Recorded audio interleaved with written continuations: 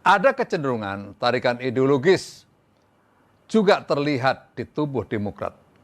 Jadi, ini bukan sekedar menyelamatkan Demokrat, tetapi juga menyelamatkan bangsa dan negara. Untuk itu semua, berujung pada keputusan saya menerima permintaan untuk memimpin Demokrat.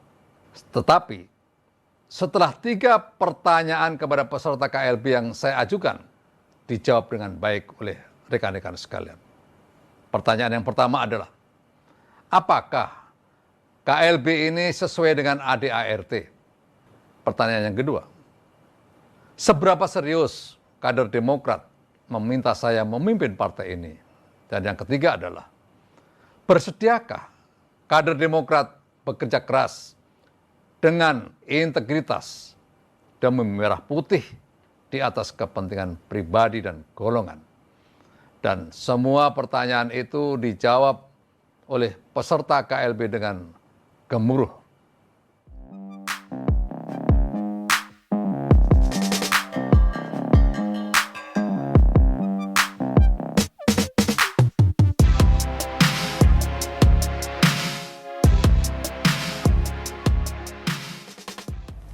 Terkait tudingan KSP Muldoko bahwa ada tarikan ideologis di tubuh Partai Demokrat, kami tegaskan bahwa ideologi Partai Demokrat adalah Pancasila.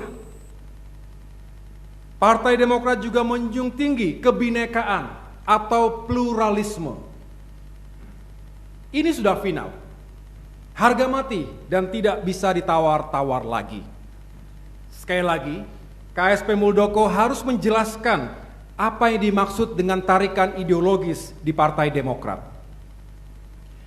Jika yang KSP Muldoko maksudkan adalah masalah radikalisme, justru Partai Demokrat dengan azas nasionalis religius menolak ideologi radikal tumbuh berkembang di Indonesia.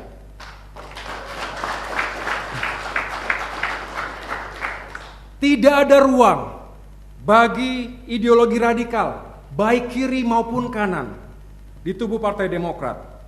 Partai Demokrat juga konsisten, lantang menolak eksploitasi politik identitas, termasuk upaya-upaya untuk membenturkan antara Pancasila dengan agama tertentu, yang itu semua hanya akan memecah belah bangsa. Gubernur Aceh dan Gubernur Papua yang merupakan kader utama Partai Demokrat menjadi contoh konkret bagaimana implementasi Pancasila dan kebinekaan dalam organisasi Partai Demokrat. Pada saatnya, kader-kader utama Partai Demokrat dari beragam identitas bisa menjelaskan kepada publik bahwa isu pertentangan ideologi dalam tubuh Partai Demokrat adalah fitnah, hoax, dan tuduhan yang keji. KSP Muldoko harus bertanggung jawab atas pernyataannya kemarin.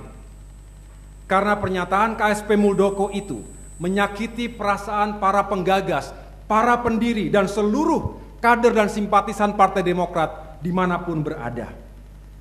Tentu saja, kami tidak bisa menerima segala bentuk upaya pembusukan terhadap integritas, prinsip, dan nilai-nilai yang Partai Demokrat perjuangkan selama ini. Kami juga patut bertanya, apa sebenarnya ideologi yang dianut oleh KSP Muldoko?